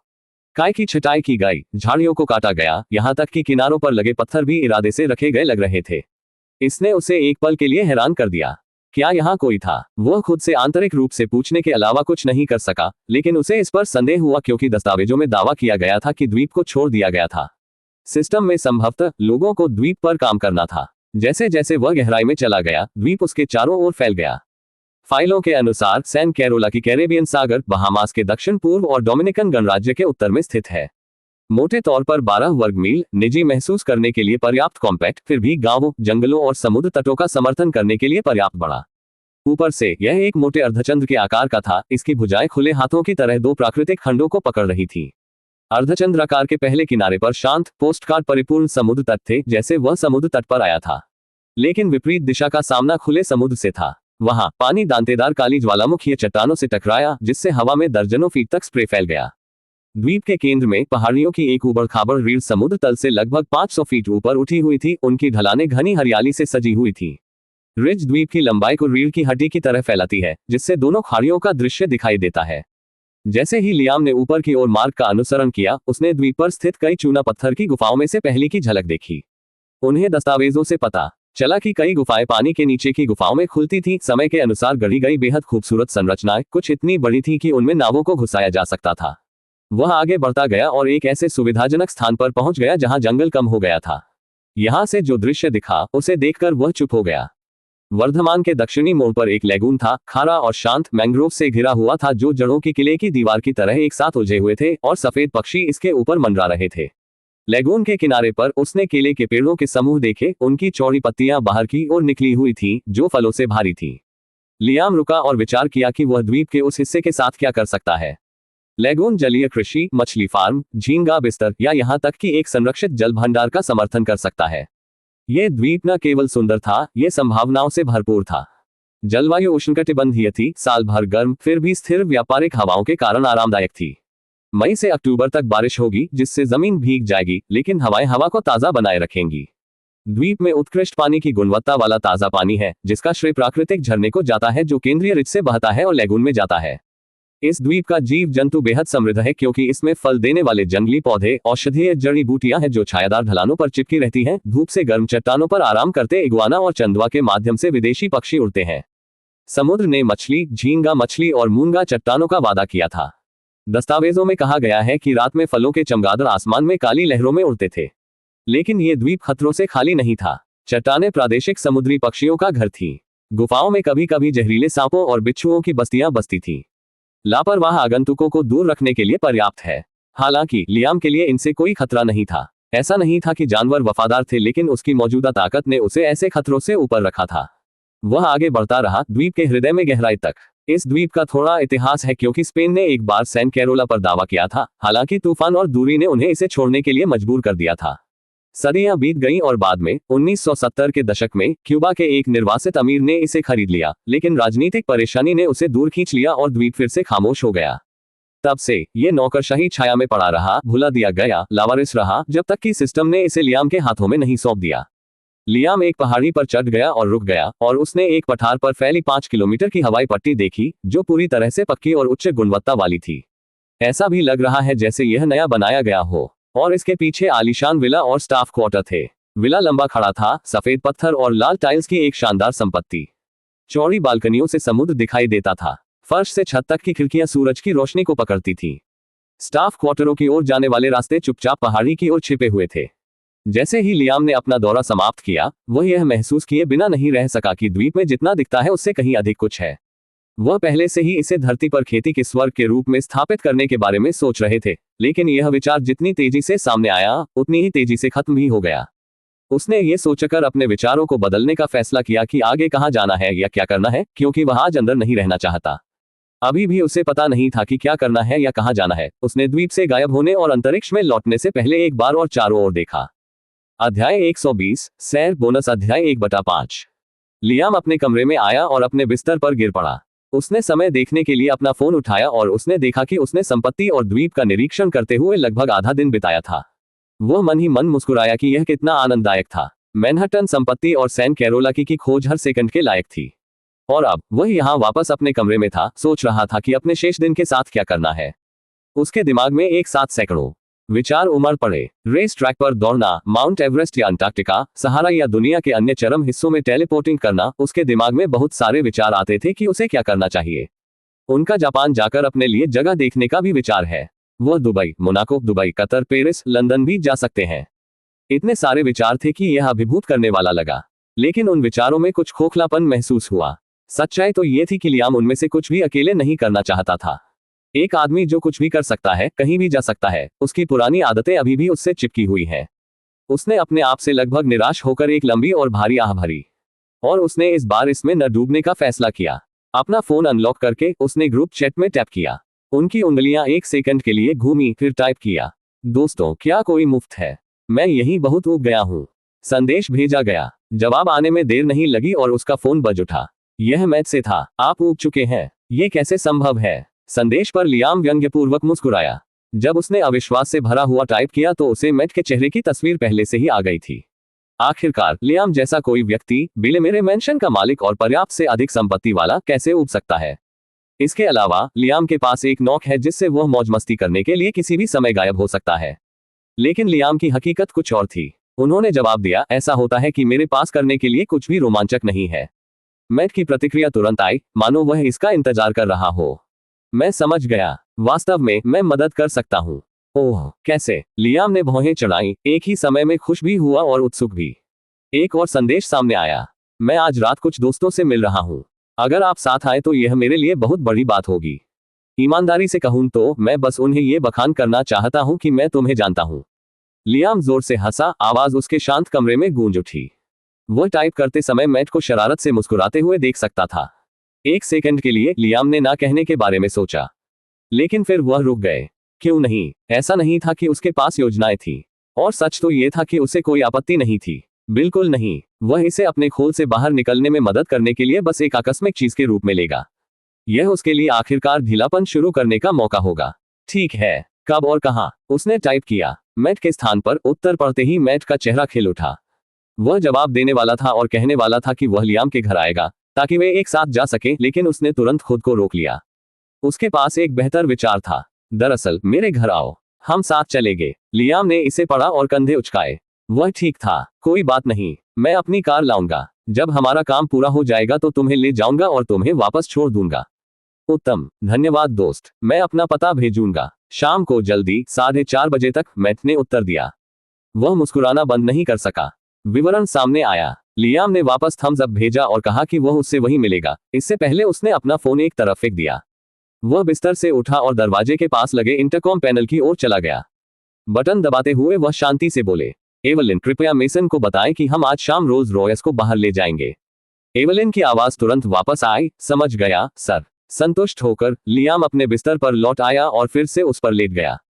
दिन आगे बढ़ गया, लंबा और बेकार। उन्होंने कुछ समय के लिए खेती की दुनिया में प्रवेश करने के बारे में सोचा, लेकिन इस समय उनके लिए वहां करने के लिए बहुत कुछ नहीं था। इसके बजाय उन्होंने इटर्नल रियलिम्स खेलने का फैसला किया। तारांकन तारांकन तारांकन, समय धारा की तरह बह गया। सूरज आकाश में स्थानांतरित हो गया और जल्द ही शाम का सुनहरा रंग उसकी खिड़कियों से छलकने लगा। लियाम ने खेल रोका, स्ट्रेच किया और शॉवर की ओर चला गया। जब वह गर्म पानी के झरने के नीचे खड़ा था तो बाथरूम में भाप भर गई, जिससे कई घंटों की शांति दूर हो गई। जब वह बाहर निकला तो उसे तरोताजा और तेज महसूस हुआ। उसने खुद को सुखाया और नए कपड़े पहने और अपनी कलाई पर उन्होंने जिनेवा की अपनी यात्रा के दौरान अपने दैनिक साइन इनमें से एक से प्राप्त की गई वाचेरॉन कॉन्स्टेंटिन घड़ी को पकड़ लिया। चाहे उसने इसे कितनी भी बार देखा हो, घड़ी सुंदर और सुंदर थी। उसने एक बार खुद को शीशे में देखा, अपना कॉलर ठीक किया और कमरे से बाहर चला गया। नीचे मेसन पहले से ही सामने के दरवाजे के पास इंतजार कर रहा था, लंबा, स्थिर, अपने स्टेशन की शानदार वर्दी पहने हुए। जब उसने लियाम को देखा तो उसने सम्मानपूर्वक सिर हिलाया और अभिवादन किया। शाम सर। शाम मेसन, लियाम ने गर्म स्वर में उत्तर दिया। लियाम की गर्मजोशी भरी प्रतिक्रिया ने मेसन को थोड़े समय के लिए आश्चर्यचकित कर दिया, लेकिन उसने अपना आश्चर्य नहीं दिखाया। वह आगे बढ़ा और दरवाजा खोला। बाहर सीढ़ियों के पास खड़ी Rolls Royce ghost black batch थी। जैसे ही लियाम बाहर निकलने वाला था, उसने एवलिन को पीछे से पुकारते हुए सुना। सर, क्या हमें रात का खाना बनाना चाहिए? उसने इसे ध्यान से पूछा क्योंकि वह नहीं जानती थी कि वह कब तक चला जाएगा या क्या वह अपनी वापसी पर भोजन करना चाहेगा। लियाम ने एक पल के लिए सोचा, फिर हल्की सी मुस्कान के साथ उसकी ओर मुड़ा। कोई जरूरत नहीं एवलिन, मैं संभवतः देर से वापस आऊंगा। उसने सिर हिलाया और हल्के से झुककर उसके उत्तर को स्वीकार किया। लियाम बाहर निकला और शाम की ठंडी हवा बगीचों से चमेली की हल्की खुशबू लेकर उसे सहला रही थी। मेसन ने उसके लिए पीछे का दरवाजा खोला और वह आलीशान चमड़े की सीट पर फिसल गया। अंदर निक गाड़ी चला रहा था। वह थोड़ा मुड़ा और अभिवादन करते हुए बोला, शुभ संध्या सर। गुड इवनिंग निक। लियाम उसी उत्साह के साथ लौटा जो उसने मेसन को दिखाया था। निक ने हल्की सी भौहें उठाई, हालांकि उसने अपना ध्यान आगे की राह पर केंद्रित रखा। मेसन की तरह उन्होंने लियाम के स्वर में बदलाव को नोट किया। मेसन यात्री सीट पर बैठ गया और निक ने इंजन चालू कर दिया। रोल्स रॉयस धीरे धीरे घुरघुराने लगी और निक ने उसे बेलेमेरे मैंशन के गड़ा लोहे के फाटकों के माध्यम से ड्राइववे के नीचे और होल्मी हिल्स की सड़कों पर निर्देशित किया। जैसे ही सूरज नीचे डूबा, बाहर की दुनिया सोने और अंबर के रंगों में बदल गई और लियाम पीछे की ओर झुक गया और रंगीन खिड़कियों से देख रहा था।